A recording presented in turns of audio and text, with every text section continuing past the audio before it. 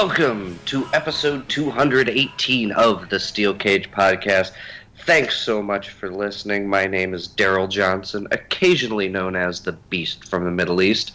Have ourselves, for the moment, a five-man crew this week to talk the week in wrestling. First of all, joining us from the Peanut Butter Palace in Phoenix, Arizona, the mayor of Reseda, Derek Montilla. Hey now. Hey now. Also from parts unknown, Mr. Sprung. Hello. Hello. The founder and proprietor from the Marty Jannetty Memorial Podcast Studio, also in Phoenix, Arizona, Mr. Joshua Schlag. Hey, guys. And a special guest this week from the DHAP show, Mr. Dennis, has a podcast. How are you? How's it going, guys? How you doing? Oh, just swell. Raw was actually not terrible this week, so I'm in a decent mood. Yeah, no kidding. Speaking of which, Josh, do we have emails? We do have emails. This first one is rather self-serving, but I kind of got a kick out of it. Michael in New York came up with a drinking game for the podcast, essentially. Oh no, I already can guess like 3 or 4 of these things. You probably can. Oh no. I'm just going to roll through it. Feel free to interrupt me at any point. Can we add afterwards too? Oh, by all means. By all means. Yeah, interrupt, do whatever. So, anytime someone says Brie mode, take a drink. Well, yeah. Yes. I mean, that's kind of just natural. That's life. That's not like a steel cage specific thing. I keep my koozie with me at all times for that reason. No, seriously, he really does. Yes, I'll pull That's it out. no of my joke. pocket. Back pocket. Fits nicely. Anytime someone talks about what they are jerking during the podcast. Anytime Derek goes way too far about Lana. Anytime Josh is cautiously optimistic. Oh no, that's wait, hold on. That's What's way too far? What's way too far? Let's fucking define that right now. Derek, you've had orgasms on the air, so that's too far. Are you gonna say you haven't, Sprung? On the podcast? Not for that reason. No. Well, not for that reason, but you're saying that it's happened, so I don't know. I don't know where the judging is. Why is there judgment? Take off we the start white recording at midnight Eastern time. Of course, there's some orgasms on the podcast. Come on, God. I'm a human being. This conversation's already gone too far. It'd probably be best if you just finish your drink right now. Anyways, he goes on. Anytime Billy plugs his other podcast, anytime Josh says, I don't know, or I'm not sure where I'm going with this, I realize I said those things a lot. You say that a lot. That's awesome. Anytime Adam says, I'm done, or threatens to stop watching WWE. Yeah. I love that. You're gonna be so drunk by the end of this game. Holy shit. Anytime Billy talks about WWE betting odds. Anytime somebody mentions their wife or girlfriend, drink twice if it's Jared. No. Yeah, not anyone. It's always fucking Jared. Actually, no, Derek mentions his wife very sparingly. Yeah. Mm-hmm.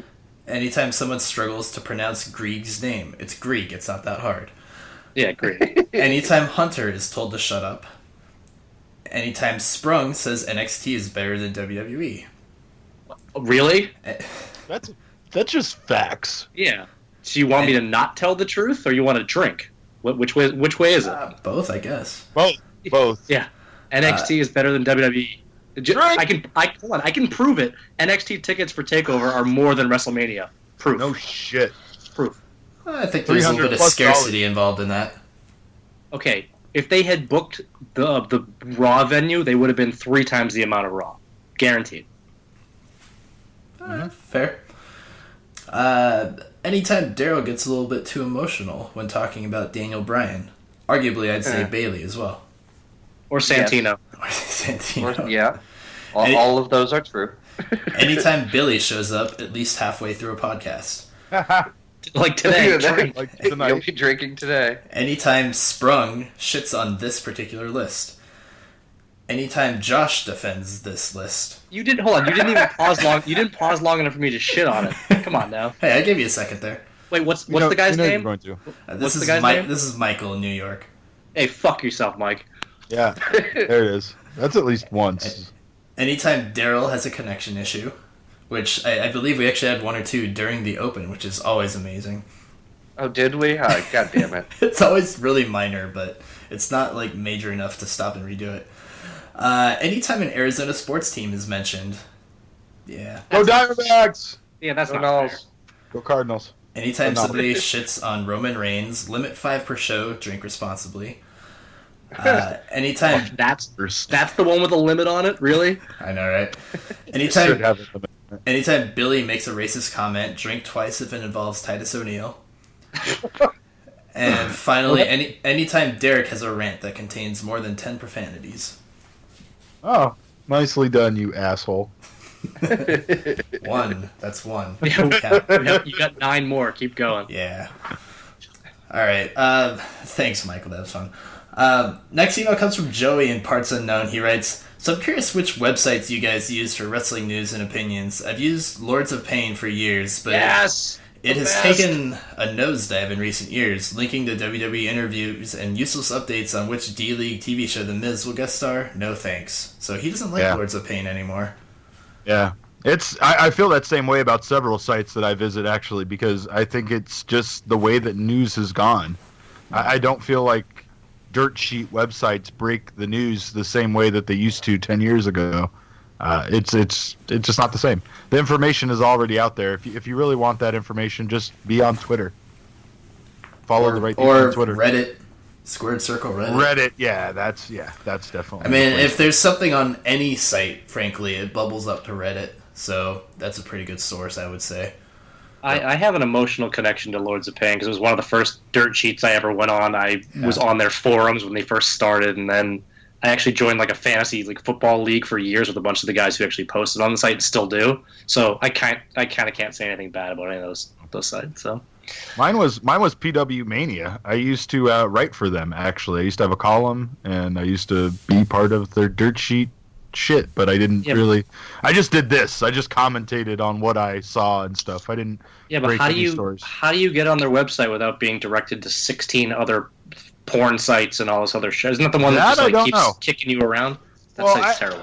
Honestly, once again, it's one of those things I think that's changed over the years. I don't remember it being like that, but I'm not a fan of it now, nor am I a fan of the way that they use Twitter or anything like that. But it used to be what I used, but I also used to go to Honky Tonk Man's forums until he constantly kicked me out all the time. Honky Tonk Man and his moderators kicked me out of that website more in a brief time of me using it, because I'd always come back with some fake other name. I was the ghost of Luthez for years, and I just tormented him. But he was not a fan of me. It's the weirdest thing ever. They ran that website really weird, man. It was one of those sites. I don't know. I used to like it for the forums and the discussions, but then the people that moderated it, or Honky Tonk Man himself, were fucking very dictatorship over. Very much oppressive in that. Goodness. So, Dennis, do you go anywhere for wrestling news or anything of the sort? I was going to share my Hockey Talk Man story, but unfortunately, I think Derek stole it from me. But no, I mean, I go to Wrestle News. I don't know if that's top of the notch, but it gets me through the night. Cool. Anyone else? How do we not have forums on the Steel Cage? I really want to be after Derek said his thing. I want to be the ghost. I want to be the ghost of Marty Jannetty. You want to run the forums, because I'm not touching that shit. 100%. I would do that. Are forums still a thing with like Reddit and Twitter? Like, people still go on forums? Yeah, because we can post really horrible things and post it on Reddit and be like, look what this idiot said. Oh my god. Cool. I don't know. Every time I go to a site that has a forum, still it seems like it's so antiquated. Like I'm going to like a GeoCities account or something. That's fine. You know what? We're gonna have a Steel Cage Tumblr account then and post really stupid shit on there. Do it. I mean, granted, forums is where I met Jared originally, but yeah. Let's not talk about forums anymore then. What fucking more reason do you have to go to forums? Like that's... I also think Jared met his girlfriend on a forum, so I don't really want to talk about which one. That's farmersonly.com. It's a little that's a dating site. They have hot girls on their commercials. I'm just saying. Yeah, those bullshit, Josh. That's some good advertising there. I'm just saying they've got that hat on with the ponytail and Kind of similar to the look that Lana was rocking the other night. No, what is amazing about that site is how different the quality is from when they first started, and it literally looked like some janky ass shit put together by farmers, and like now it looks like a, multi-million-dollar corporation with logos and fucking T-shirts and shit. It's and a jingle. They got a fucking jingle. Yeah, that They jingle, always that's had money. that, but now they have. Yeah, anyway, What? we've talked about this way too long. So That's our what we need. We need a jingle. yes. All we got is the fucking Black Furies. Whoa. What do you mean all we've got? Come on. I still want them to perform this song live one time for us to do the podcast. Yeah, I think we really screwed up because I'm pretty sure they're from the Bay Area. Last year would have been the year to do it. That's on me. That's on me, you guys. Sorry. All right, so our last two emails kind of dovetail together, so I'll read them both at the same time, and then we can discuss, and I think it'll take us into the rest of our discussion anyways. But Derek's friend Dylan from Arizona writes in again. He writes, so my question's once again about the Owens Zayn thing. So after what happened on Monday, does it shed a little light on the possibility of this happening at Mania, or is it just Zayn making Owens complete hell like he did at the Royal Rumble? After watching a bunch of their PWG matches, the possibility of seeing it in the WWE's biggest show would be awesome, and I'm curious of what you guys think. And then Drew from Parts Known, excuse me, not unknown, but Parts Known. I don't really know where Parts Known are, but, just to be clear. It's Indiana. Oh, okay. That's right next to Pawnee, right? Right, exactly. Got it. He writes, imagine how it must feel to be Kevin Owens and Sami Zayn right now. It's a dream come true. Generico and Steen feuding on Raw. I hope you explain for the benefit of those who don't know the significance of this. I'm really happy for them, and I hope that they get the time they need to knock it out of the park like we know that they can. Can you think of any other feuds that come from one promotion to another as a package, like the way these two have? Whew, good question. Ooh, Okada Tanahashi. Done. Shut up. What? Is that not a package? They've wrestled No, for I like just 8 hate- straight years. I hate Tanahashi, so I'm just obligated to say Cross shut up anytime. promotions? Yeah, he's talking about Sprung, cross promotions. Yeah, you're saying something that could. Didn't you say that they could happen? No? Well, I guess Maybe so. I missed the question. You think that those guys are both going to move together to another promotion? Did you ever think Nakamura would be in WWE? Never. Fair enough. Never. There you go. Not once, ever. My Nor would I point, think. my point exactly. Well, there's No, another one, not- Nakamura Styles. That'd be Yeah, that pretty doesn't crazy. really count. It's not quite the same as far as like a rivalry goes, but Well, it is for certain people. I mean, I feel that way about it, but I don't expect everybody else to feel the same way about it. And it's kind of the same thing with Steen and Generico coming into this. Like, I'm glad the audience is behind it, and I'm glad that the general casual fan that hasn't watched PWG shit likes this and is onto this. It doesn't surprise me because they're very talented performers, and they've always told a good story in the ring together. I mean, one of my favorite DVDs that I have from PWG is The Many Adventures of El Generico, and the very first match on there is like this. It's like a Muppet Babies version of Kevin Steen versus, fucking Sami Zayn, and just they're so young and they're still doing the same shit way back then, just talking shit to each other in the ring the whole time, and just the banter and the phenomenal match that they put on, even though they were so young at the time. It's really cool to see them now where they're at. I think this particular feud has a reality to it that no other feud in the WWE has. They've told the story well through NXT, and they've even told it well now, on the main roster. So I just hope to see them progress it at WrestleMania. I wish they would have given it some more time. I wish they would have done this particular thing on one of their dead episodes of Raw. I get why they did it in Chicago. It makes sense because the Chicago crowd is amazing, but there's something about this particular feud that I felt could have used some more time, and I'm a little worried that they're not just going to do it as a straight up match between the two at WrestleMania, because that's really what I want to see. That would be such a throwaway though if they do this whole thing and that it's like a 6-man or a 4, whatever the hell it ends up being. I agree.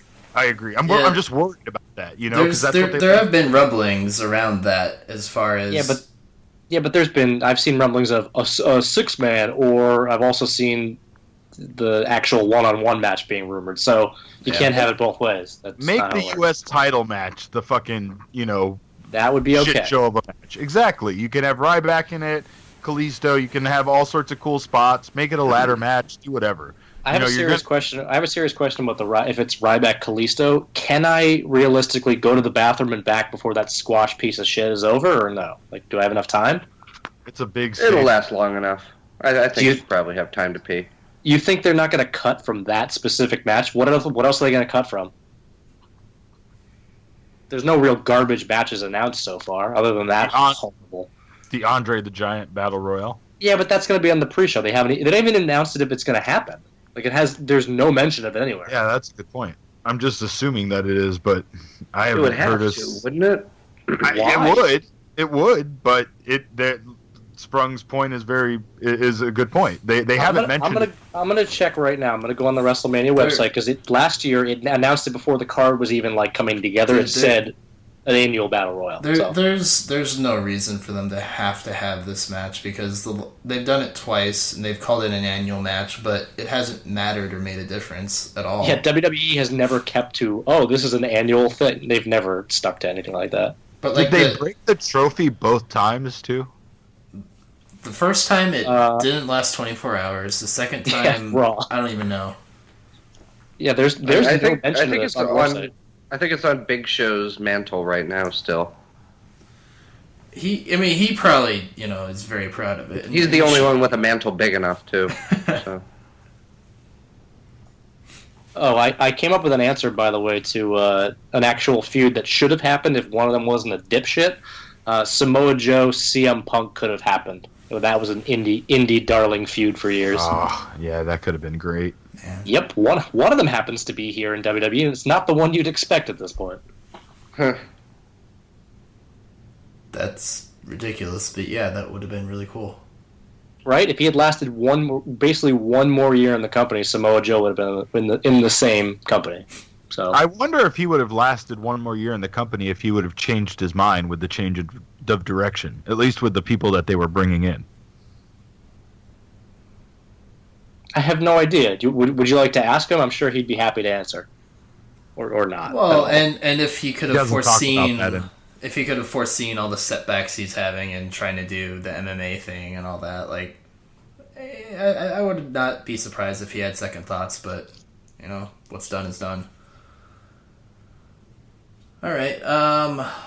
Anything else on this? Well, I guess we can kind of just jump right into it. I'll jump around on Raw a little bit, but since we mentioned the Kevin Owens Sami Zayn thing, dude, I really enjoyed Monday Night Raw this week. Me from too. Start to end, there was very little that I felt like it's a throwaway. I mean, sometimes it felt like a stretch because 3 hours of Raw. But man, if this thing was condensed down into 2, it would have been one of the most amazing episodes ever. There was absolutely a lot of cool storyline stuff. At least 3 really good matches. 1 potential match of the year early candidate, if you want to call it that. Really, really good stuff. And I usually go back and watch Raw real fast before this, before we do this, just to kind of think about shit I missed. And yeah, I'm with you 100%, Josh. I didn't see, even in retrospect, after having watched it and going back, I didn't see a lot of unnecessary matches. I didn't see, and it makes sense, right? Because this is the time of the year when they really should be delivering their best, and they really haven't lived up to that the last few weeks. This has been the first episode that has delivered. Yep. And it highlighted so much of the roster, too. But yeah, so one of those moments, it took me a while to come down from this, but, Kevin Owens and Neville, the 2 of those guys, just first of all, they had an excellent match. They did things that they had absolutely no reason to have to do. But they were just like, hey, we're going to try and steal the show because we know there's a couple other really big-time matches coming up later. That's kind of what I got out of that in retrospect. But just the spots we saw and the ridiculous things, and I can't say enough, especially about Neville. Like, he's one of those guys who just works his ass off, does amazing things, and I'm not really sure what his ceiling is, but he's playing a very decent role, putting on very entertaining matches with guys like Kevin Owens. I have a serious question. If you put Kalisto's mask on Neville, would he be like the WWE champion at this point? I'm serious, because Kalisto is getting this like U.S. title push, and he's 1/3 of the performer that Neville is. He's a flippy shit guy. Yeah, honestly, I think Kalisto's doing a really excellent job too. Come on! All of his big matches on pay-per-views have been botch fest garbage. Fair. No, okay, fair. Inconsistent though. I'll say inconsistent. I think he did pretty well with his match against Tyler Breeze, but. Whatever. Right, and he does when he's in there with more athletic people. When he's in there with people like Tyler Breeze, with some of the talent that he was in with NXT, but putting all my hatred for Kalisto aside that merely developed over him blocking me for no reason. Drink. I will say that. Oh, there's another drinking rule. Yeah, yes. That's a drink. Yep, definitely. Yeah, absolutely. That needs to be a drinking rule. But no, I mean, he has always been one of those guys that he's worked better with smaller performers. He's worked better with guys that are athletic. But when it comes to the main roster, that's not really the main roster. Those guys are few and far between. You know, he's still going to have decent matches, but I don't know. He also seems like one of those guys that creatively, not even to his fault, they're going to get him into that same Rey Mysterio rut.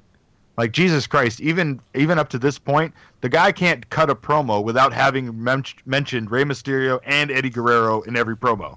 He has to. It's a contractual requirement that he mentions these two guys in every promo because they want you to think of him in being that same, in that same league as those guys, which sure. I'm not saying he is or isn't, but that's a ridiculous thing to do to someone. Just let him be his own guy. Don't fucking constantly compare him to Rey Mysterio just because he's Hispanic and wears a mask. Like, he's much better than Rey Mysterio. Rey Mysterio was already broken by the time WWE got their hands on him. He is a far more athletic, far more gifted performer at this point in his career. So, but they need to have that, that he's the new Rey Mysterio thing going on with him. Well, he keeps mentioning Rey Mysterio because Vince is 100% convinced that he is Rey Mysterio. So if he keeps mentioning his name, he'll go, "Oh yeah, that's the other guy." Okay. Yeah, that's a good point. Racist fuck. Racist. It's like that Lucha Underground's got like 16 Rey Mysterios. Oh goodness. All right. Well, anyways, so they had an excellent match. Ultimately, Owens wins with a bit of a cheap roll-up. And after the fact, decides he needs to make a point.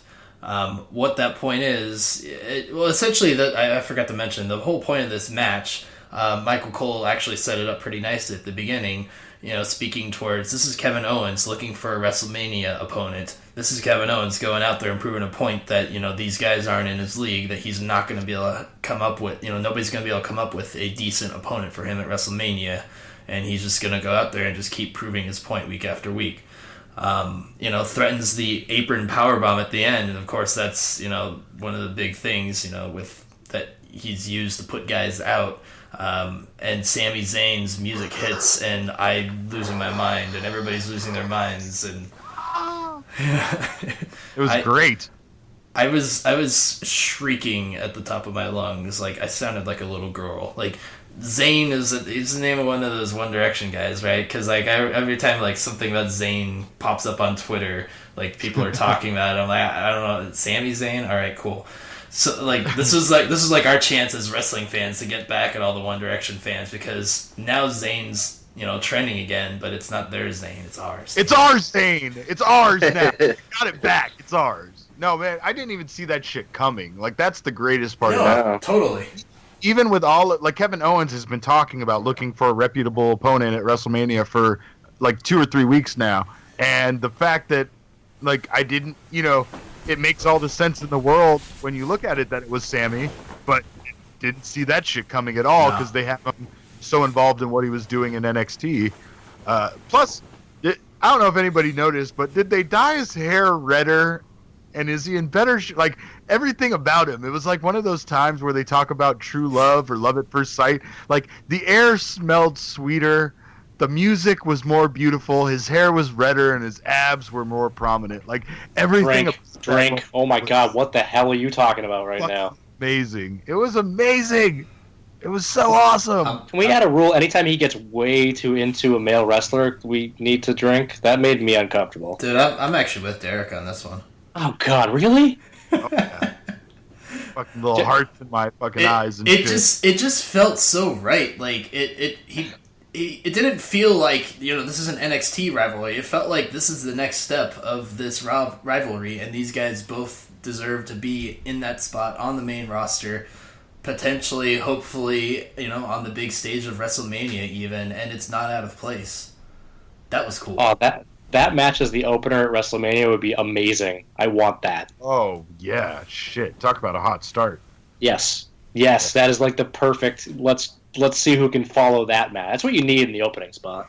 Well, and I also, you're right. And I also feel like if they do that in the opening spot like that, like this rivalry can still continue beyond Mania. It can be highlighted at Mania and be featured as a match, but realistically, it doesn't have to be like the end of the road for this rivalry. It can just be just the beginning for them on the main roster.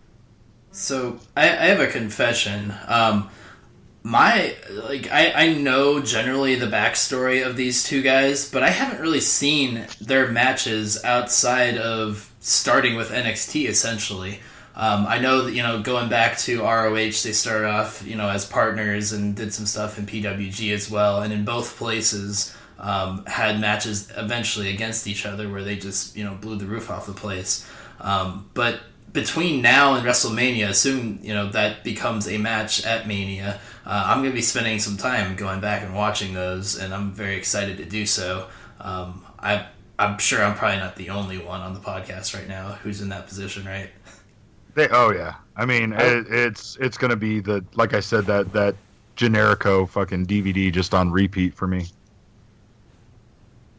Just make sure you're into murder, because I'm pretty sure the latter match is an actual attempted murder on Kevin Steen's part. Hey, they're both alive. Yeah. They're all right. That's the important part. Yeah. Can you imagine? But still, attempted murder is a crime. Attempted murder is a crime, and you have to trust. You have to trust somebody more when you're actually going out there and attempting those kind of moves. Like that just shows how much trust they have in one another to even try that shit.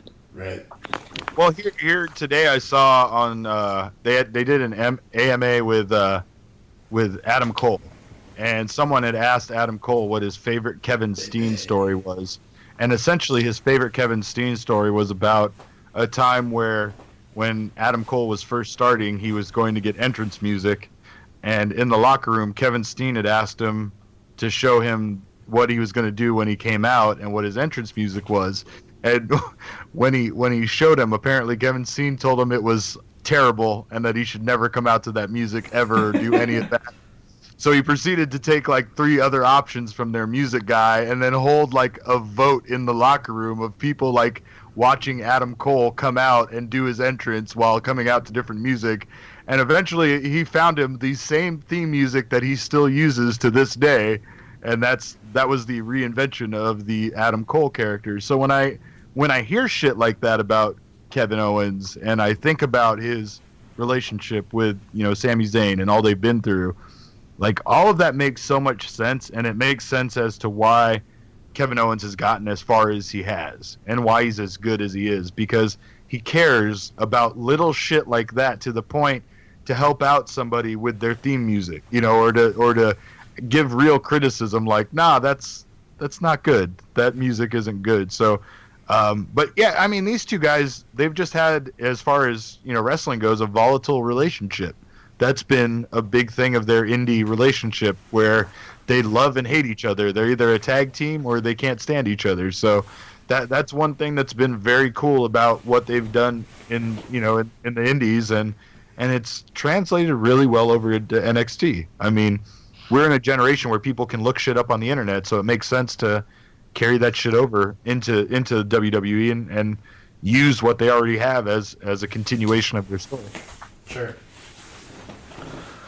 All right, well, I'm going to circle back around to the beginning of Raw. So one thing we knew is that Shane McMahon was going to make an appearance on Raw. They wasted no time, hit the music, all that, and to that degree, I think it was a good hot start to Raw because we're still in that honeymoon phase of getting back together with Shane, and it's really exciting. He comes out there, does his little thing, fine, up to a certain point where we hear The Undertaker's gong hit, which was a great heel move by Vince McMahon.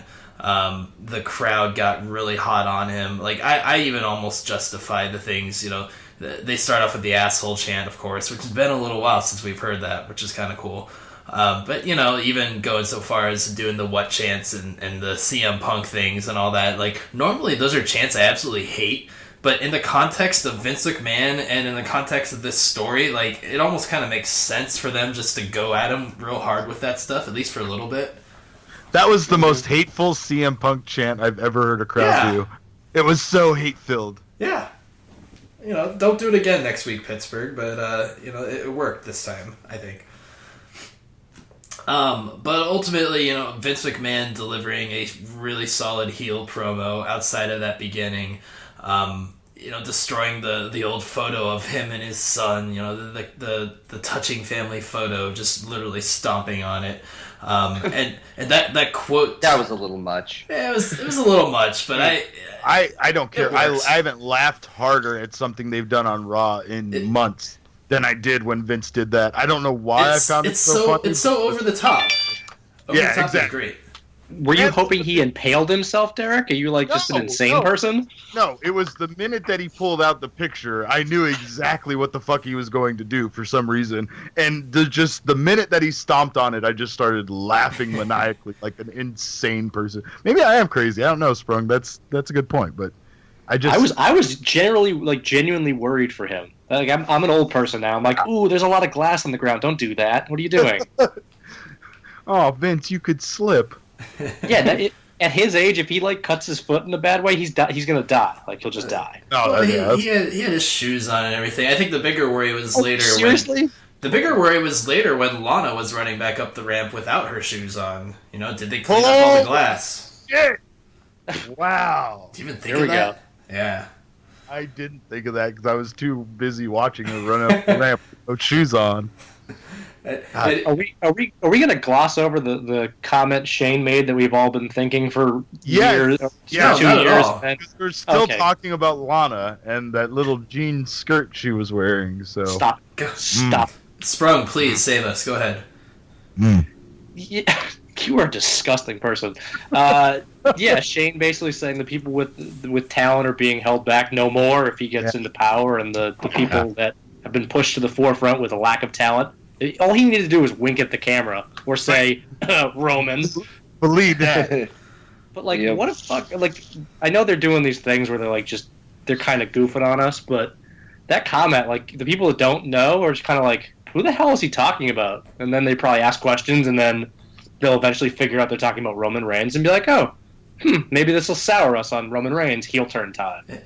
It almost, I think it's almost to the point where, yes, if he turns the camera and winks, or it almost feels like we're watching Saved by the Bell, and he could almost have the power just to do a timeout and then just go right up to the camera and talk directly to us, because he kind of is, anyways. And what's your take on this whole thing, Dennis? Both with Shane McMahon and sort of the indirect comments he's making with Roman Reigns and the whole thing with Vince, and there's a lot of stuff going on here, a lot of layers. Kind of to transition into what's been going on with Ambrose, and they've been pushing Reigns for 18 months now, 2 years now. It's been a while, and it's never gone the way they wanted it to go. And they have Ambrose, who, without a shirt on, what does he weigh? 180 pounds. He doesn't look like the dude. He wrestles in jeans. And they fell ass backwards into this. This match on Saturday, I'm really curious what's going to happen. Do they blow it up like they did 2 years ago at WrestleMania 30? Or do they do status quo? What do they do?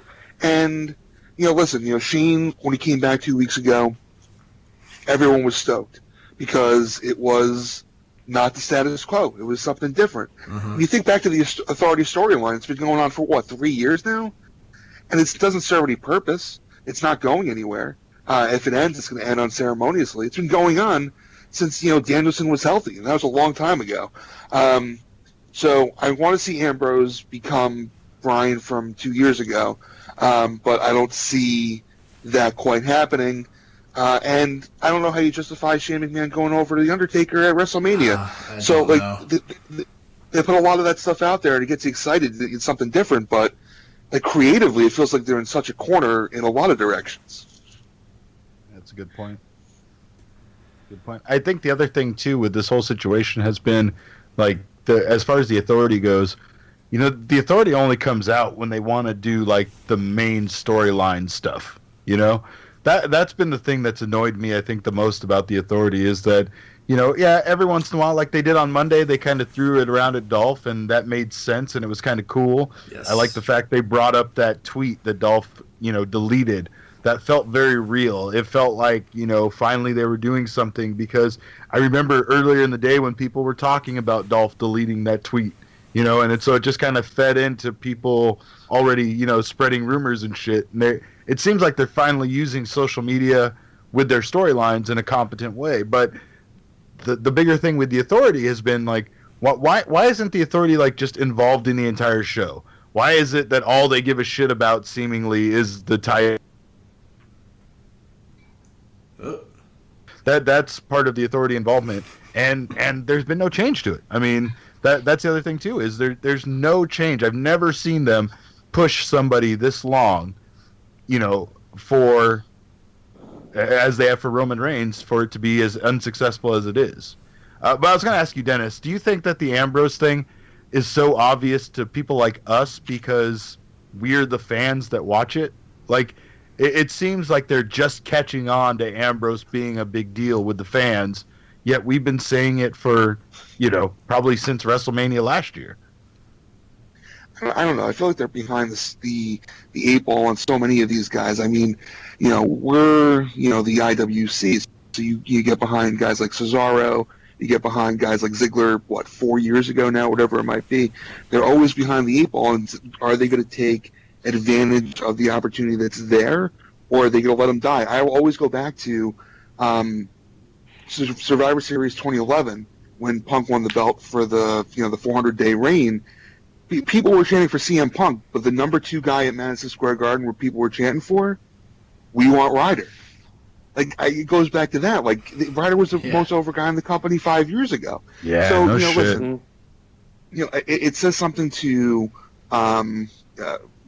Ambrose's staying power and ability to cut through all the crap that he's gone through over the last 18 months as a character, from the ghost television screen against Bray Wyatt, whenever that was, and all the other, the hot dog cart and all the other crap, that he's still a guy, and he's unique, and he has motivations, and his weird nuances work as a main event character.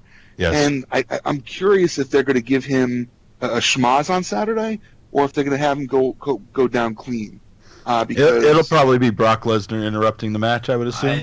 I would be much happier even with that situation than him losing clean. I think it would be an absolute travesty if he lost clean on Saturday. Wait, you think Brock Lesnar coming in makes any sense storyline-wise? If Brock Lesnar... Hold on. If Brock Lesnar wants the WWE title, wouldn't he help Ambrose win? Yeah. I think what would make more sense... Dude, they've done so much that's illogical. Oh, no, man. but that one But imagine if they did that. Now you got me all excited for them just turning it on its ear and having Brock Lesnar help him win. And then it's that now their match is the title match, and the Triple H fucking Reigns match is just a fucking vengeance match, and everything at WrestleMania could be great. Which is what it should have been in the first place. Oh, it could be great. Oh, man. Yeah, see. No, the thing that makes more sense is that Roman Reigns gets involved. I doubt they actually do that, but that's your opportunity to turn Roman Reigns legit heel, where he fucks up Ambrose's title shot because Reigns wants Triple H and he wants to beat him at WrestleMania. Yeah. Ooh. That unlocks a lot of interesting storylines too, because then Ambrose at the end of WrestleMania could cost Roman the title, keep it on Triple H, and then you have a SummerSlam Ambrose Triple H, or Seth Rollins has been rumored a million times for SummerSlam. But in general, in general, that could create an amazing program between Ambrose and Reigns, and finally separate Ambrose from being Reigns' little buddy. You know, Well, this that's is the one thing thing. that's pissed me off about Ambrose. Well, I mean, that's the thing, though, because remember Till now. when Danielson won the belt 2 years ago, who was his first feud? It was with Kane, which was a freaking disaster. Now, Yeah. including the guys on the shelf, you have, 10 guys that could be in the main event title picture? Mhm. Maybe more. And they're in a pretty good spot if they take advantage of it. There's a lot of talent on this roster, and there's a lot of talent, where you're able to nudge Bray Wyatt and Triple H on the end of at the end of Monday night. Like that's they meet Bray Wyatt legit for the first time in ages, just in that 30-second moment. So they have so many different ways they can go. They can go in so many different directions that it's exciting. It really, really is.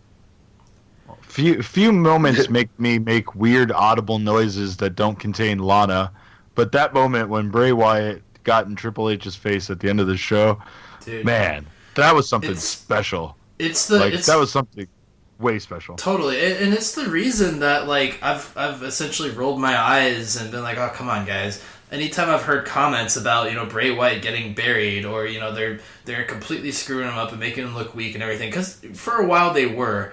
I think at a certain point they started doing it a little bit better, and they showed pretty quickly on Monday that it just takes a moment. It just takes a little bit.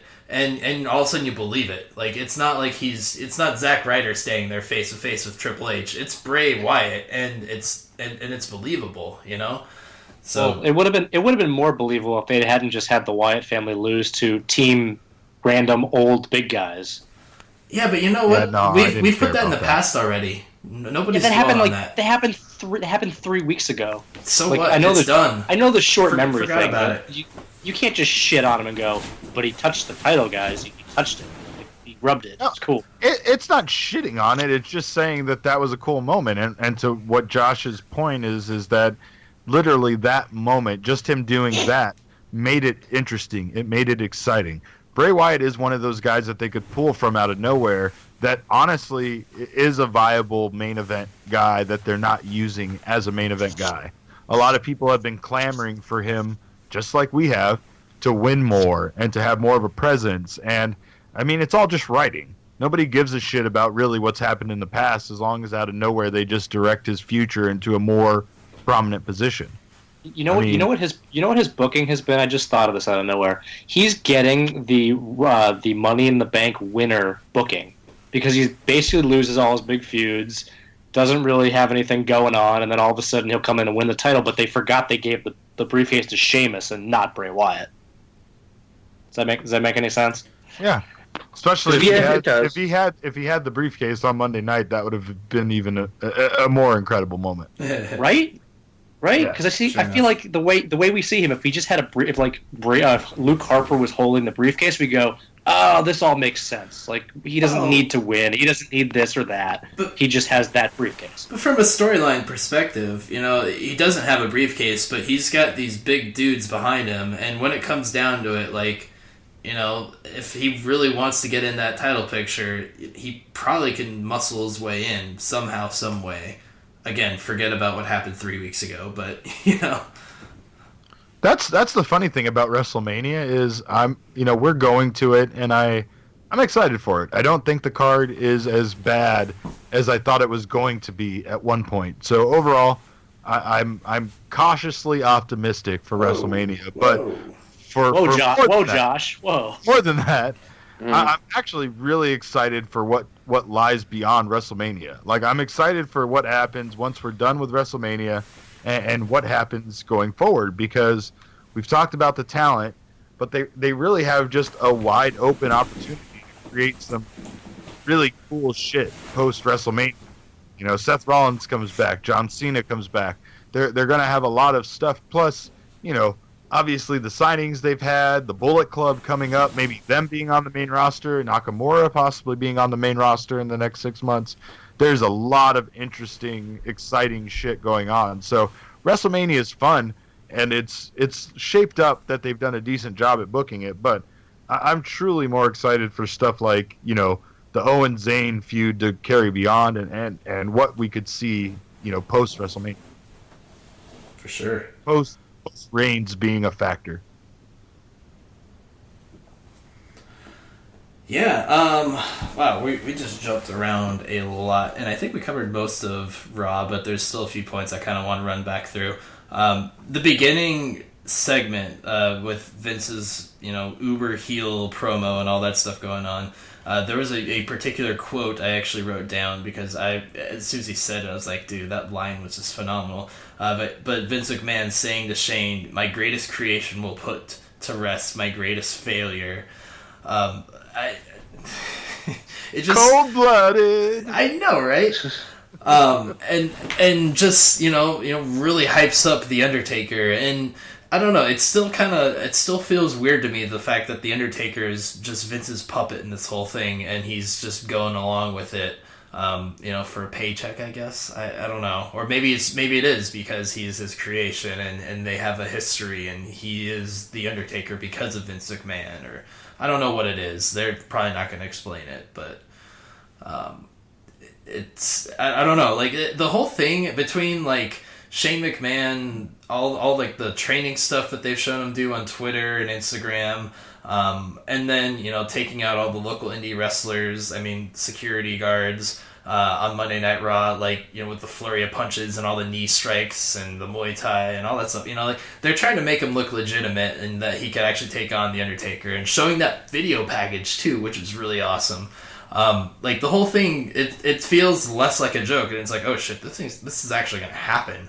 And again, yes, I don't know if we can really justify him outright beating the Undertaker. Something's gonna happen, but I think it's gonna be pretty entertaining. Tighten up those fists, Shane. Tighten up those fists. Fair enough. I will say that the only problem I had with it is if WWE is still being controlled by Vince and Steph, why would they run these heartfelt promos about his career? I just have a problem with that as far as Dude, once again the storyline kind of best for lining up. business. It's the fight promo making these two guys be big and powerful, and they're gonna tear each other down. I get it, and I don't have many criticisms of Raw, and I don't have a criticism of that. Like, I get why they did it. Overall, Shane hasn't been around for 7 years, so there's like a whole generation of wrestling fans that have no fucking clue who Shane McMahon was. Like, right?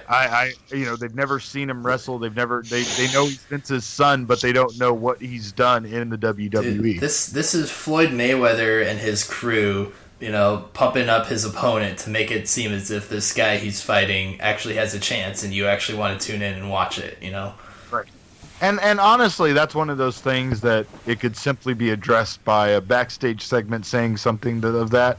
And I'm not even going to pick on it because, like you said, it was very cool to see all the stuff that Shane has done. And it makes me believe that if this is possibly his final match of doing this crazy-ass shit, we could see him go all out and recreate some of those ridiculous moments that we've seen in the past.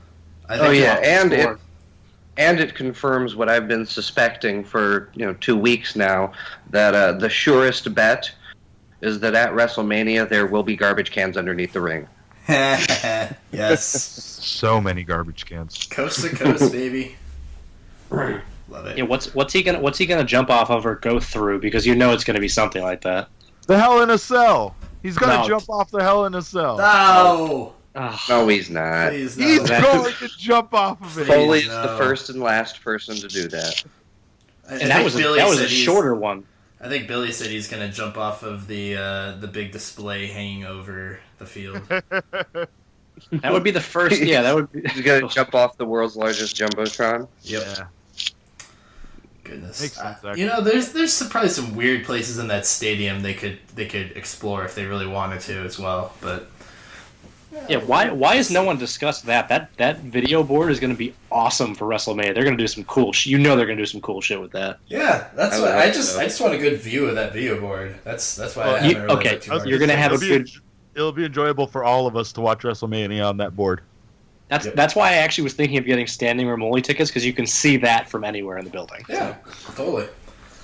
All right, other stuff on Raw. All right, so we kind of mentioned it a little bit, but Summer Rae defeating Brie Bella because Lana came out and distracted them. Again, like, Summer Rae versus Brie Bella, it's a match where, like, some point, like a year ago, this match would have came on, and you're like, nope, not even giving this a chance. But for what it was, like, they put on a decent enough wrestling match. It was short and to the point. It didn't need to be any longer. And they're both very capable, and they did everything they needed to do pretty well, I thought. But overall, what are they doing with Brie Bella and Lana? Are they going to have a singles match at Mania? What is this building to? What is this? I doubt they'll have it at Mania, but it is nice to have a secondary Divas feud. Yeah. And I think it's a decent use of both of them. I think they kind of deserve each other because Brie Bella is a not good wrestler and Lana is so far not a wrestler, so they fit.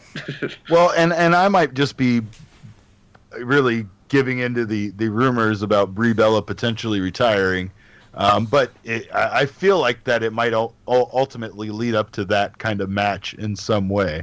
My wife even asked why, because I said that out loud while I was watching it, and I just basically said, with Daniel Bryan being out and everything, all of her aspirations and things she wants to do, I could easily see that, at this point in her life to walk away. And, for some reason, there's something about this feud with Lana that feels bigger than it should.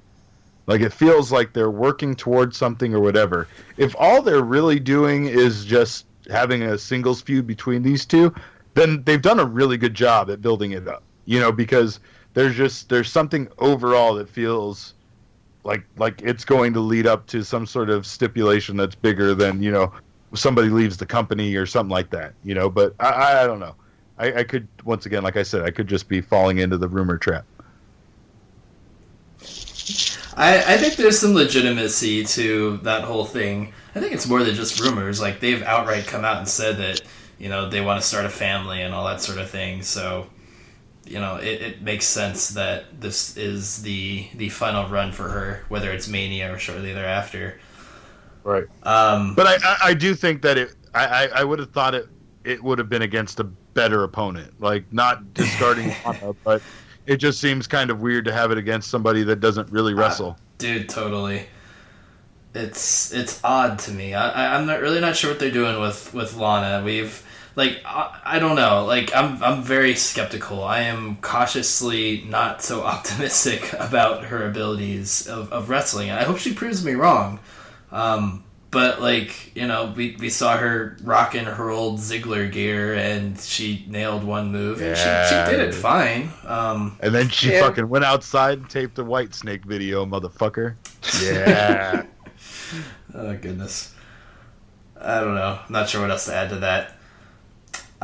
Speaking of Ziggler, though, we did mention, he had that backstage moment with Stephanie. And reminded us of the Survivor Series where he had the chance to take them out of power. Did he take them out of power temporarily? I think he did. Yeah, he did. Remember John Cena brought him back after. That's right.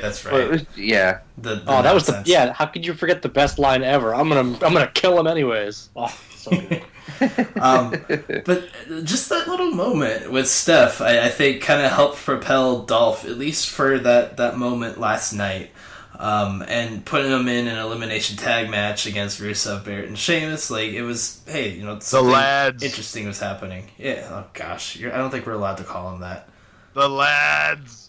They're the fucking lads. No, I do think that they did a good job of translating Dolph into a storyline that a lot of us believe, right? Yeah. Because we all believe Dolph has been punished.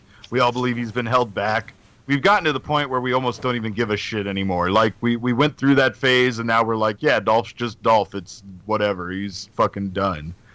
So having this storyline come up now is the perfect storyline for him at this point in his career, for what they got going on, everything. It's perfect. And even if they don't really doing anything with it, just having him lose squash matches where they keep putting him in, 2-on-1 matches or whatever, it's fine. It's something to do with him for now, and if you don't want him to win or whatever, and you want to give him that real underdog story, it's the perfect situation for him to be in. Yeah, but what does that leave? Where does that leave him at Mania? Like, if they do have the Andre Battle Royal, great, he'll be in it. But other than that, he has absolutely nothing to do. Well, this has This hasn't put him in a worse position, but it makes him at least temporarily more relevant.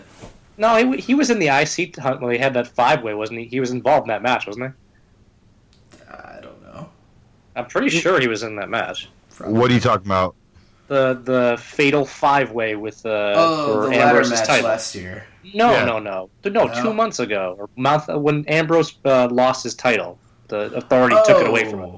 Yes, Or Owens he was in that. Yeah, he yes. So you're saying he's not in any worse position? No, actually he is, because he was fighting for the IC title a month ago. He was was fighting in that, for the IC title at WrestleMania last year. Yeah, and he was in that match with Ambrose and all of them, but he was not a serious, threat to win it. No, the smart thing storyline wise though is the fact that they've said what they've said. Even if they hold him out of WrestleMania, now that's a storyline thing. Fair. They could play it up. They could have him go on Twitter and basically say it's bullshit that he was left off the card, and they could be like, yeah, well, that's what happens when you mess with the Authority. It can all work in their advantage. The fact that now they're acknowledging this, theory that fans have that he is actually being punished and held back by WWE in some way. Only if it leads to one backstage vignette of him showing up, and then a thing that says, "Oh, you're not on the card tonight," and then him just walking with his head down to catering, and Zack Ryder's in there. That's all. That's all I wanted if you're gonna go that way. Fucking offers them a bagel or something. Yeah, He's all Zack's like, "Welcome to my world, motherfucker." Yeah. God. Talking about, I know we talked about Zack Ryder briefly, and Dennis brought it up. I think it was a great point. But man, when he did that stupid thing on YouTube where he acted like he was the internet champion, and then he had that one that he cut where he was like, what am I doing? This is stupid. And he threw the internet championship belt down and walked out. Like, that gave me goosebumps when I watched it the first time. And it was right around that time where Zack Ryder was like super hot and super interesting. And, the crowd was really, and, now fast forward to him being a tag team with Mojo Rawley. And it's just, it's disappointing, but I still have faith in guys like that. I still have faith in Dolph Ziggler. I don't know. These guys, I know it takes a while, but sometimes it comes back around and, they actually get used correctly at some point. This is the one time I'm ever going to say this. That's the worst thing NXT has ever put together. That fucking tag team. Yeah. Every time I see it, I'm like, no, this is not a thing. Even I Full Sail, like them okay. I can't get behind them. I think they work well together, and they're exactly where they should be. I think this is the best possible use of Zack Ryder. Agreed. It's improved Mojo Rawley's position, definitely, but Zack Ryder, I liked it better when Zack was like reluctant. I don't really like the yeah, bro, okay, bro, let's go, bro. Like it's too much. It's too much. I like it. I'm with Darrell on this. You guys all hated Mojo when he started. No, I didn't. No. I never. I always kind of liked Mojo. Oh, okay. Really? Former Arizona Cardinal and Green Bay Packer. That's Hell right, yeah. baby. Hell yeah. Drink. It's so drink. weird. The former Cardinals are Mojo Rawley and Baron Corbin. Like the two least popular NXT wrestlers are the ones who. Oh, drink. By the way, we mentioned the Cardinals. Yeah, do we have to drink if we mention the Packers, too? The Packers kind of count. Yeah, between me and Billy. So something that's now official since our last podcast, the triple threat match for the butterfly belt at WrestleMania. Charlotte defending against Becky and Sasha. They continued that a little bit this week on Raw. It's, I don't know, do we have any new comments on this? Because this is something we all pretty much figured was going to happen anyways, right? Yes. I think we called this last year that these two, the Still two of them exciting, were right? fighting this year. Yeah. Oh, yeah. I think it's going to be fun, and I think they're going to go all out as a chance to be a really, really good, women's match at WrestleMania, which we've rarely seen. I mean, we've seen a couple of times. The Trish-Mickey match always stands out to me, but, this could definitely be one of those legendary matches because they have the ability to pull it off. They know each other well enough. The only thing that'll make this match better if it's a good match is if Bayley comes out at the end of the match, stands on the ramp with the women's title, like the actual WWE women's title, and just gives it to them. It's like, no, we don't do this anymore. Here you go. I brought a real belt. we're tired of this butterfly thing. Just it needs to go away. It feels like they're moving in the direction of eventually getting rid of the butterfly belts. Well, yeah, Charlotte's mentioned it in a few interviews now. They all have at some point. Yeah. It's smart, even if it's they're going into business for themselves. It's kind of forcing their hand if they can. Yep. Divas is like the worst name, right? Yeah, because the Diva search was the most awful thing WWE's ever done. Like, let's get a bunch of bimbos who have never wrestled and give them a $250,000 contract to do nothing? Right. That's what that was. You got to be careful saying that's the worst thing they've ever done. I remember watching those segments. Like, I actually want to. Like, I'm embarrassed for this company. No, my bigger problem though is overall Divas before this whole bullshit was kind of a derogatory term. Divas wasn't something to be like all super proud it means that you were a prima donna. diva. Right. And the fact that they embraced it in the way they did, I mean, it doesn't help the whole gender equality, feminist thing that they got going on. I mean, in all honesty, it's that combined with the fact that it's a fucking butterfly in pink rhinestones that looks like something my daughter would, have up on her wall is ridiculous. I'm surprised that they've stuck with it this long. And I was really hoping that the start of the Divas Revolution, or whatever the fuck they wanted to call it, would be to stop calling themselves divas. That should have been what the real revolution was in women's wrestling. I mean, it's definitely coming, considering the NXT belt is called the NXT Women's Championship, and they call them women down there. So remember, Triple H will eventually get control, and you better believe if they're not doing it in the next couple years, it'll happen eventually.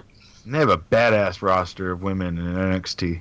It's really good. I mean, I'm a big fan of so many women in NXT that it's ridiculous. Emma, Nia Jax, Asuka, like the list goes on. They really have, and it's funny because at one point when a year ago when they called up Sasha and Becky and Charlotte all at once, I remember thinking like, well, what are they going to do now in NXT? Like, they've completely depleted their women's roster, and over the last year, they've done a excellent job at filling spots. And like you mentioned some of them, and like they bring in like the temporary indie.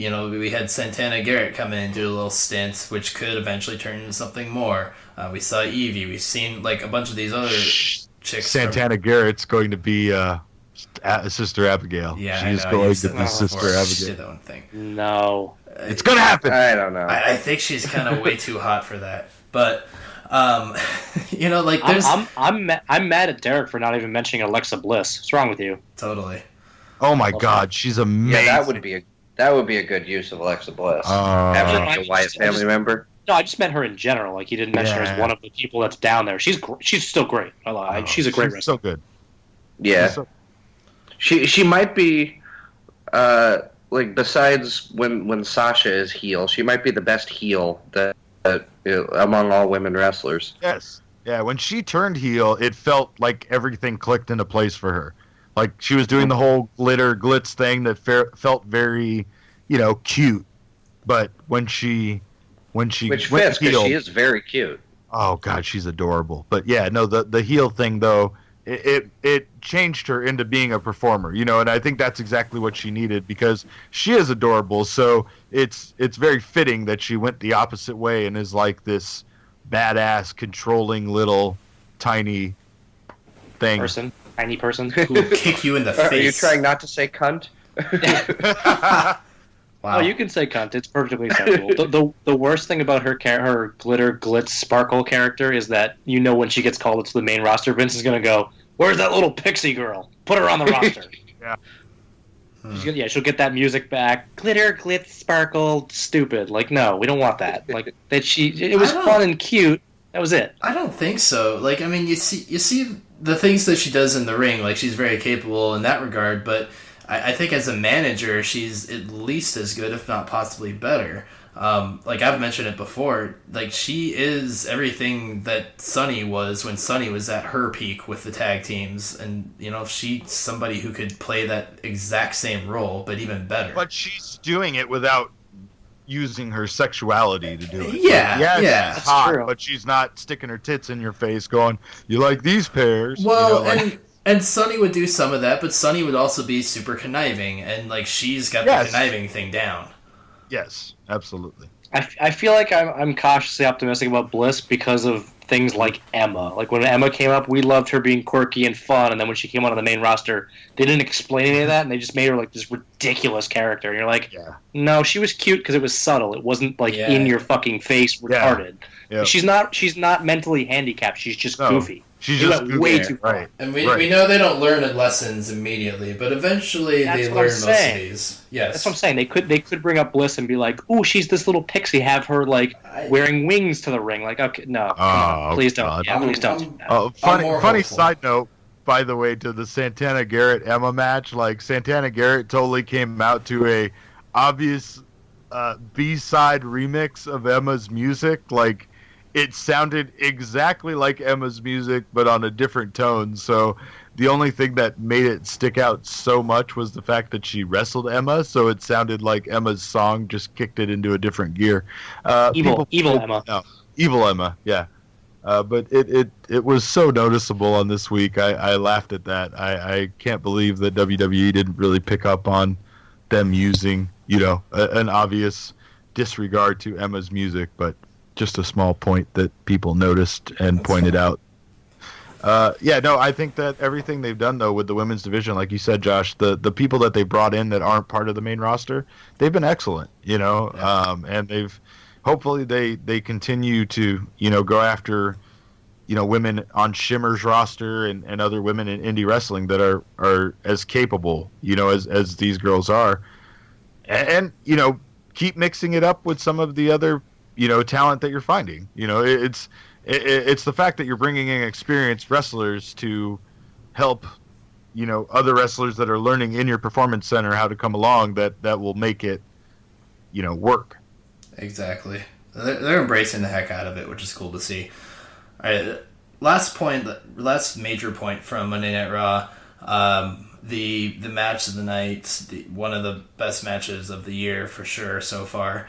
The New Day versus Y2AJ, as they were briefly called. The tag team championship match. The whole thing just, it was obvious that this was a bit of a derailment. They seemed like they were setting up the New Day versus the League of Nations and the League of Booty and all that stuff, but then they completely disregarded it and went this other direction with Jericho and AJ, kind of coming together and being a partnership. And I just like the way that it all came together and then came crashing down. The match itself was just phenomenal. Had great spots. Everybody looked amazing. I realized I said phenomenal, but really, like, everybody just was able to look just awesome. Like, it played to all of their strengths. I don't know if I could want much more out of a tag match. It was just really, really cool. Four men looked amazing in that match. One man looked phenomenal. How's that work? Yeah, there you go. Right. I was so invested in this match. It was so compelling, and it felt at times like they were going to take the tag belts off. I think that's the thing about it, is it felt like they were going to take the tag belts off of New Day. And there was no like silliness between Jericho and AJ Styles. Like, they were working together as a unit. They were a team, and like they were together. Like, that's why it really started to feel like, oh shit, like this might actually head in that direction. I'll say this at the end of that match, when Big E finished it cleanly the way he did, I think it was Billy that said it, but it was like instantly I was like, okay, I could see them pushing this guy to the world heavyweight title one day, because that was just a weird situation, and with all the antics that the New Day usually have going on, to basically have Big E just figure his way out of that situation and win it clean like he did, it was a big moment for that. I mean, I know what the plan was obviously afterwards, and that's what they were leading to, but yeah, that was huge for Big E. I've said that a couple times. I still think Big E has the most potential on the roster right now. Like, I can see him going anywhere, especially now that he's kind of found himself as a performer instead of just as a wrestler. He definitely is the one person on New Day that makes me laugh the most. Like, he's one of those people that just, the shit he does when someone else is talking can make me laugh. Oh, just God, his faces, his gift, like the gifts the next day of just him are just so fucking... And his Twitter game has just gotten creepier and creepier. It's just great.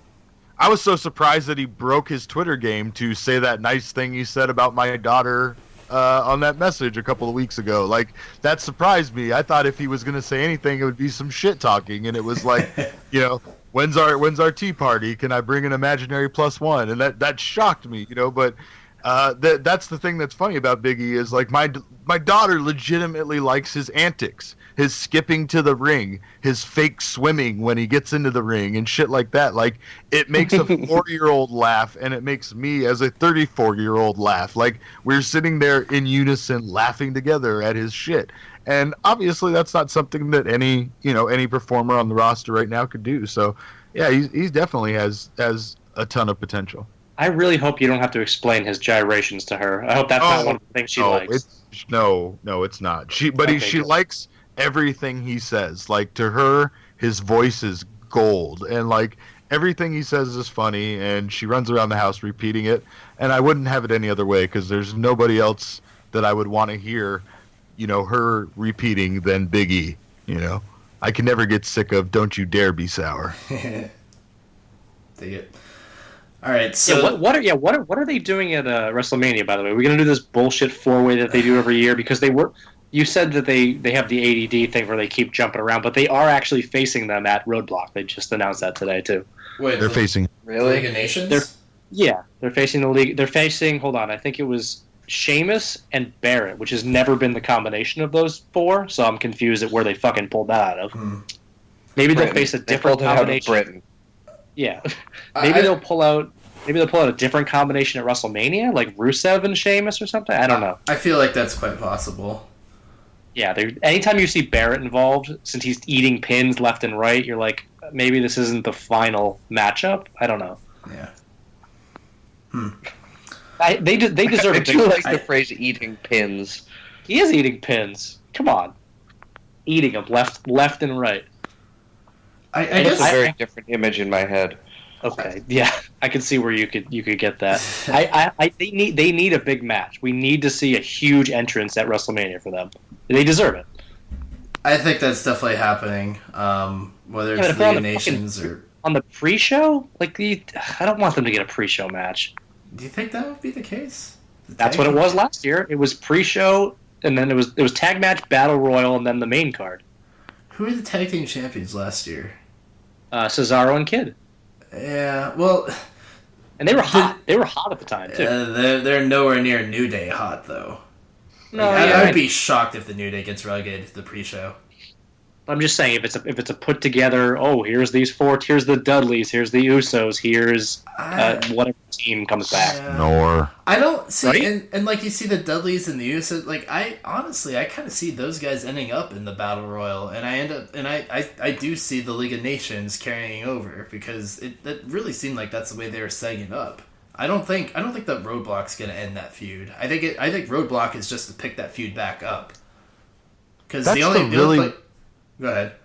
No, I was going to say that's the really weird thing about Roadblock is I don't know if that's their intention for it, but I have no idea what's going to, you know, appear at Roadblock or what's going to appear at WrestleMania. Like they're having NXT matches at Roadblock, so it's like this weird crossover event where we're going to see, you know, both NXT and WWE matches at the same event. You know, that's another thing, you know, that's pretty weird, but it throws everything off. And, you know, I've been asking for more confusion and more, you know, like surprises but this isn't exactly what I meant. You know, this just seems to kind of complicate WrestleMania. Yeah, you want unpredictability, not like complete and utter chaos confusion. Yeah, well, like, and I mean, like this going into WrestleMania, like honestly, maybe I'm just spoiled. Maybe it's kind of like my whole problem with Royal Rumble being on the wrong day, but this just, you know, the road to WrestleMania is the one thing that gets like really clear cut at this point, this close to WrestleMania. Like, what are we, like 2 Raws away from WrestleMania? Yeah, 2, 3. 3? Dude, 20. Yeah, we're 24 days away from Mania. Why do we need the answers? We're not the ones that are printing posters and signage for the streets. I don't care. I'm like we know or we have a pretty good idea what the high spot big matches are going to be. And everything else is kind of just filling in, and I don't know. Like, I think it's exciting, and like looking at Roadblock, it can either be really mundane and cookie cutter, and it'll be very straightforward about what happens there and what that brings about at WrestleMania, or a couple really off the wall things might happen, and things will get really, really exciting in the last couple weeks. It's fucking bizarro WrestleMania is what it is. It's bizarre. It's the WrestleMania card that we should see. That's what Roadblock is coming. The two matches with Lesnar Wyatt that they had a feud but they dropped, and then Ambrose Triple H. And those two. It's bizarre. Right. It's bizarro main event. That's exactly what it is. Yeah, WrestleMania. So I have a question. I literally don't know this answer. What the hell is there an advertised NXT TakeOver Dallas tag team title match? Has anyone seen this? No, I don't believe it's advertised. No, isn't it taking place at Roadblock? That's what I'm saying, because the whole card for NXT TakeOver Dallas seems to already be finalized, and I didn't remember if there was a tag team title match. I heard it was based on the spoilers, right? Yeah, I heard it was rumored to be American Alpha versus the whatever the hell they're calling the Revival. Or is that what they're calling? Revival, yeah. Oh, Dash and Dawson. I was assuming that match was happening, but if we're getting Enzo and Cass against them at Roadblock, then how are they going to announce a match? They've already taped all of the episodes. Maybe that's the point, is because this thing is happening outside of the tape stuff, and then they do this all the time with NXT post production. They'll get the announcers to talk about something and then insert. Oh, that's true. They can dub it in and say there's a rematch going to be at NXT Takeover. Yeah, and the crowd at those tapings doesn't need to know about it. Like they could do something. They probably will. Well, I was going to say, if they had announced a match, it would be weird that they're having another one in between. That would cause some And I think confusion. That's kind of the point, is that they hadn't. Yeah. Hey, they pipe in boos and cheers to SmackDown. I'll believe that they'll do anything now.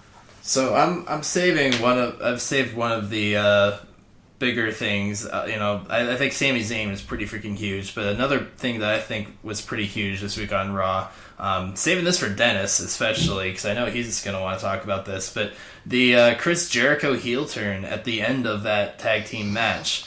As I said, they didn't really play up, having any trouble working together. It seemed like they were a good unit. Things were going great and everything.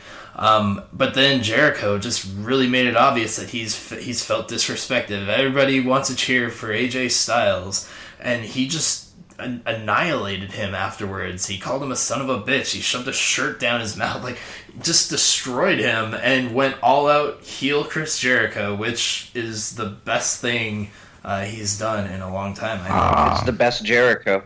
Yeah. Heel Jericho is the best Jericho, absolutely. So he's the best Jericho. And he's wearing a suit. My biggest question.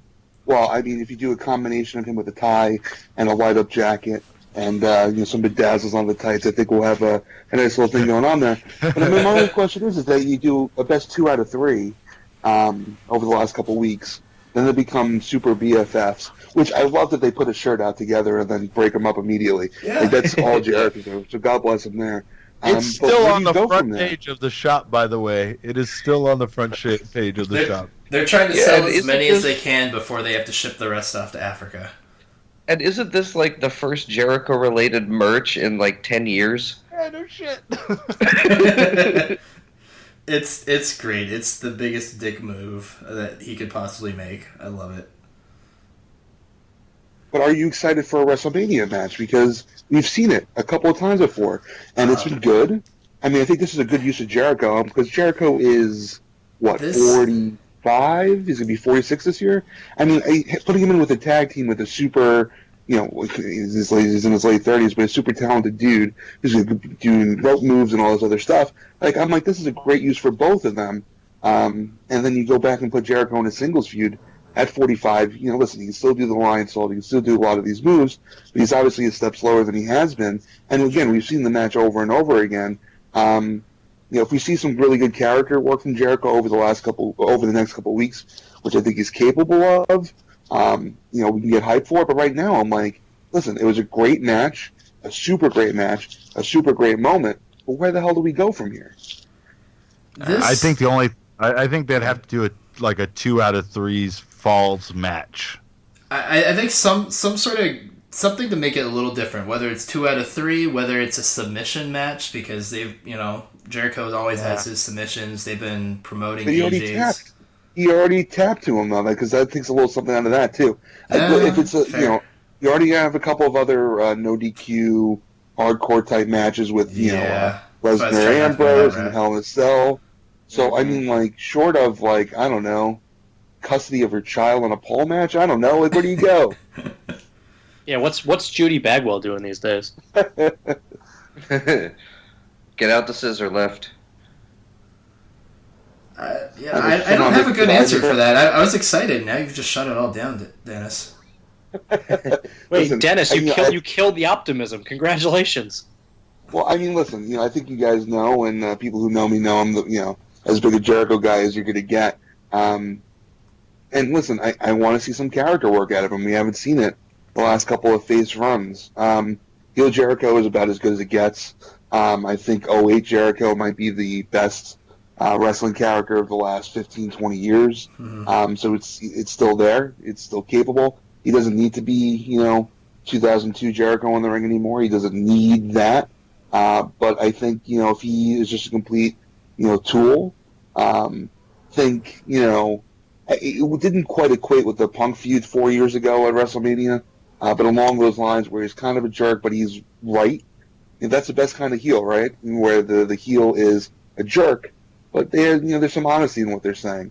So if we can have that kind of Jericho and really make, get people behind AJ and have them go nuts, which they are anyway. I can get excited for that. Listen, at this point, I want Jericho to do well. I want him to win. But you know what? I like when he puts over people too. Yeah, I agree. And I also like, in general, my heels to be older legendary wrestlers. Like, there's just something about that screams exactly what you're talking about. I've been watching a lot of Impact Wrestling, and I can't tell you how much I've enjoyed Matt Hardy as a heel and as the champion. And basically it's just because of the fact that, there's a certain believability to somebody who's done everything that these guys have done in their career of getting fed up and just doing whatever it takes.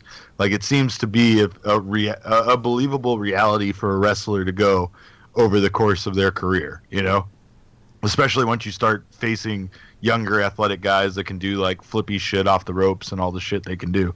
So I don't know. I really liked Jericho. The minute that he went heel, I liked it. I liked his backstage segment with Renee and I don't know what the hell he did to her that made her so shocked at the end, but I think he pushed the microphone back into her face or something. But it just everything he said, it just made all the sense in the world. And I don't know, there's something about him being a heel now that instantly makes his character more interesting. Yeah, for sure. Yeah. All right. I don't necessarily have anything else. And I think we could be ready to play a game. Darrell? Yay, games. I love games. All right. I have a game here. The game's title is Roman, Rowan, Strowman, or Owens. Oh, no. Oh, Jesus Christ. I'm going to give you a fact. You need to tell me whether it applies to Roman Reigns, Eric Rowan, Braun Strowman, or Kevin Owens. Hence, Roman, Strowman, or Owens. Holy crap. I fucking hate you. We'll go, let's see. Since there's 4 of you, we'll go turn by turn. We won't make this a buzz-in thing. Okay. Who wants to go first? I'll go first. All right, Derek. Give me any number from 1 to 8. 8. 8. All right. We'll do 2 rounds. Each round is 3 questions. So your first question is: wrestled for at least 3 federations before joining WWE. Owens? That is correct. That's 1 point for you. Is half Italian. Roman? Correct. And majored in management. Rowan. Nope, that's Roman as well. That's Roman Reigns. So you Wait, have 2 Roman's right. Roman's half Italian? Apparently, Yeah, man. yes. What? That's factual. Absolutely. Mm-hmm. All right, I know my Dennis. Paisan. Bring it. Dennis, give me a number from 1 to 7. 2. 2. Played for the Edmonton Eskimos. Oh, God. The FL, baby. Let's say Reigns, because he's a football player. That is correct. It was Roman. His real first name is Adam. Strowman. Correct. His name is Adam Scherer. Sure. And finally, family emigrated from Norway.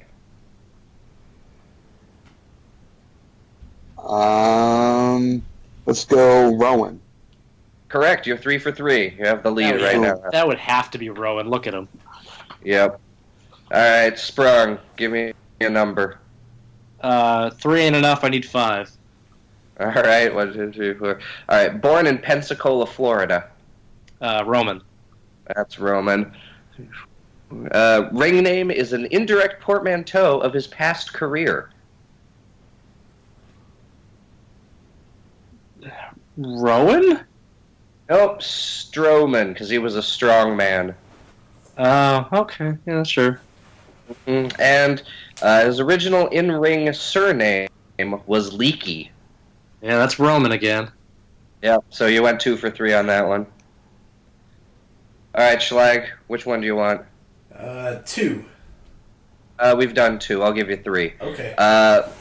Born in Quebec. Owens. Correct. Trained with Terry Taylor.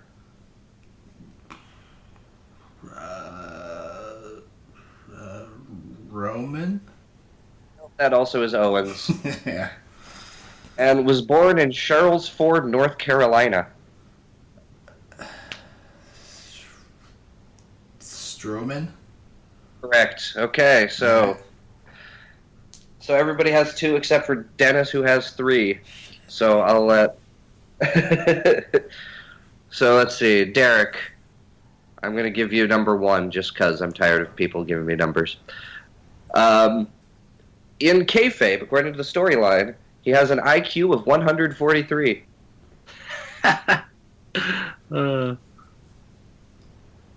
Derek? Rowan. Sorry, I was muted. Correct. Played football at University of Minnesota Morris.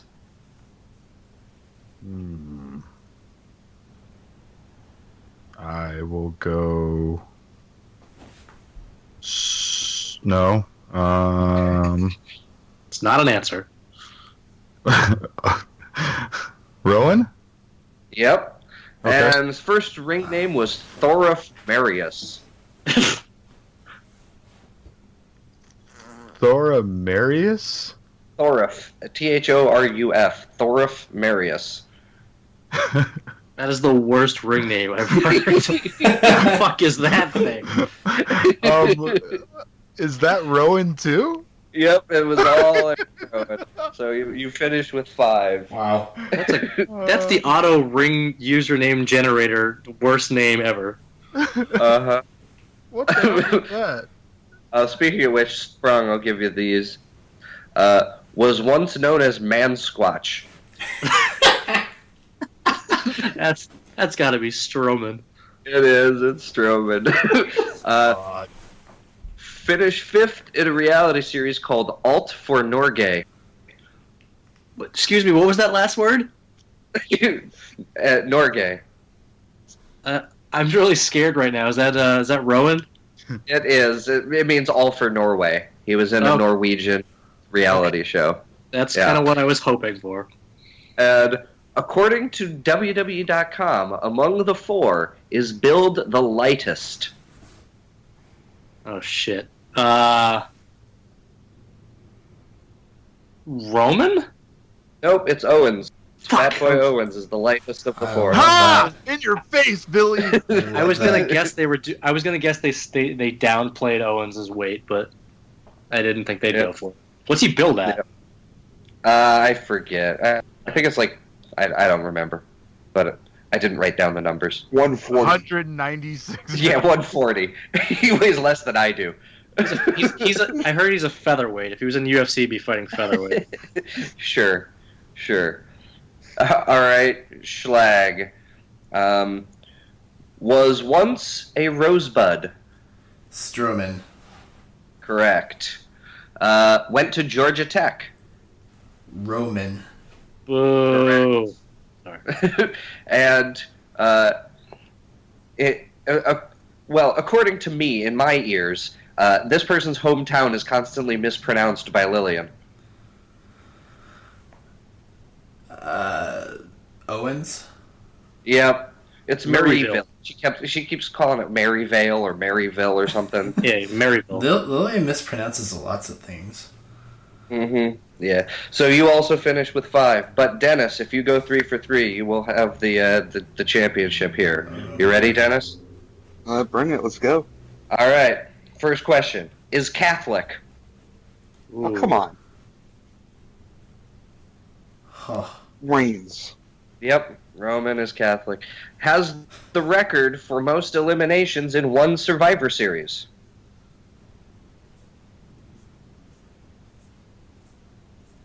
Was Reigns in a Survivor Series match? What? It is most eliminations in a Survivor Series? Yes. I gotta go Reigns. Yep, it's Roman. Reigns as well. Why can't it be- Fuck. Yep, it was Roman. And finally, his first match was in a loss to Richie Steamboat.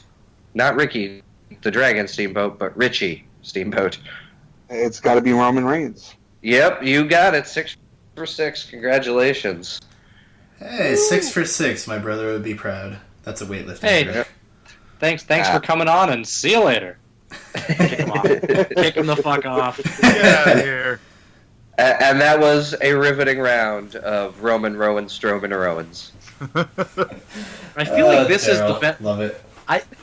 That we did the Roman how do you make Roman Reigns look strong thing, the video at WrestleMania or WrestleCon last year. I think we need to play this game with people at WrestleCon. We'll just confuse the living shit out of them. Okay. I could do that. I like it. So I could yeah, take these exact points and just say, okay, Roman, Rowan, Strowman, or Owens. so if you guys are actually at WrestleCon and come by our booth, you'll get to play the riveting game we just played, if you remember it.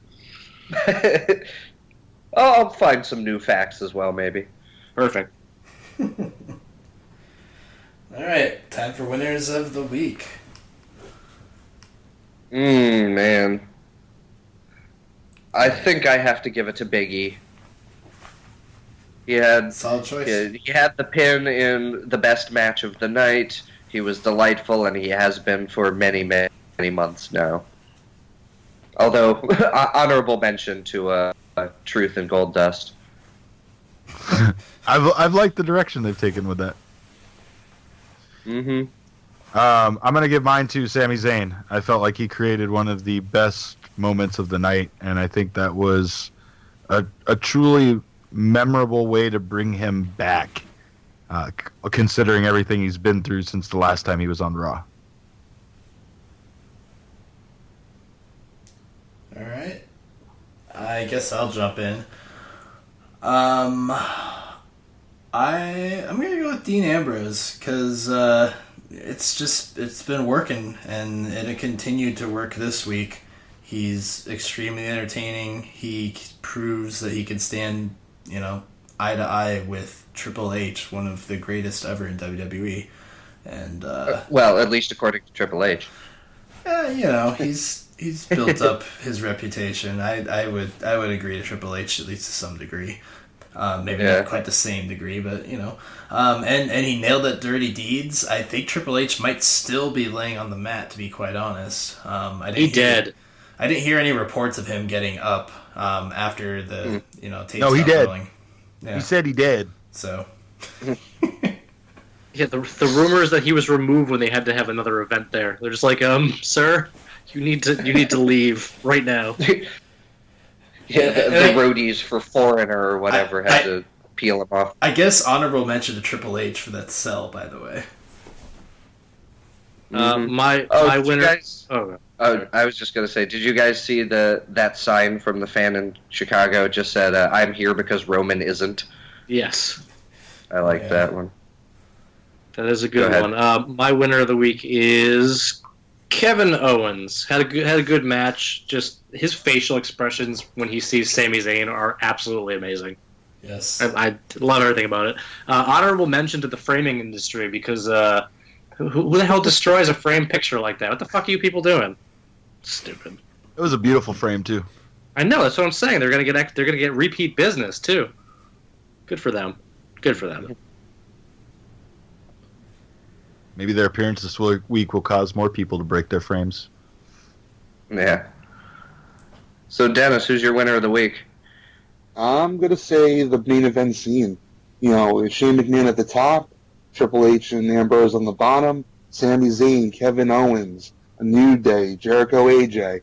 Listen, they are deep. They are deep. You know, we always worry about all these injuries. You know, Cena, Orton, Rollins, Cesaro, Kidd, all these people on the shelf. But you know what? You know, they're getting to the dark spot. They're going to have a hell of a WrestleMania. And as these injured guys start to come back, you know, this is going to be some really, really good stuff for them. I like that perspective. it's cool. To Yeah, think about it that way. positivity on here is weird. The power of some rare positivity. optimism. Love it. It's a new day. Yes, it is. Wait, but before we sign off, Billy, are you here and do you have anything to plug? Okay, you can close us out, Darrell. Yeah, Billy had has to enjoyed the thing. I had to check. I didn't even look. Yeah. Thanks so much for listening to episode 218. Was that right? I forgot already. So please follow us all on Twitter. I'm at Zazmplop. Sprung is at J.A. Sprung. Derek is at Cap_Caveman with a K. Dennis, are you what? DHAP show? Is that what's your Twitter handle? Yeah, that is correct. Sweet. So Dennis is at DHAP show. But of course, all roads lead to at the Steel Cage. You can buy our T-shirts at thesteelcageshop.com, and you can send us an email. That's podcast@thesteelcage.com. And one other word, please listen to Dennis's podcast. Dennis has a podcast, the DHAP Show. It's very good, and as I'm sure you might have heard already, he had Chris Jericho on a month or so ago. Yeah, it was pretty great. Pretty great. It was pretty excellent. I would say, just as an intro from our standpoint, you know, if you're not going to just go and listen to any random episodes of that to get started, the Jericho one's a good one. Our very own Adam Hess was on that show a while ago as well, if you dig back through the archives, I believe. Yeah, that's because everyone else said no, and Adam's like, yeah, fine, I'll do it. It's okay. Yeah, and whenever Lucidi's on, I make sure to listen because he's always good. Oh, heck yeah. Yeah. That's still one of my favorite episodes of this very podcast, when it was just me, Dennis, and Lucidi. Oh, that was so good. You guys have such great chemistry together. It's quite good. He's the best. So thanks for joining us this week, Dennis, by the way. Always a pleasure, guys. It's been too long. Indeed. We'll have to do it again soon. Yeah, I don't think I had anything else. Darrell? Alrighty. Well, then we'll close it out. Thanks again so much for listening. And remember, kids, I didn't know about your exploding butt.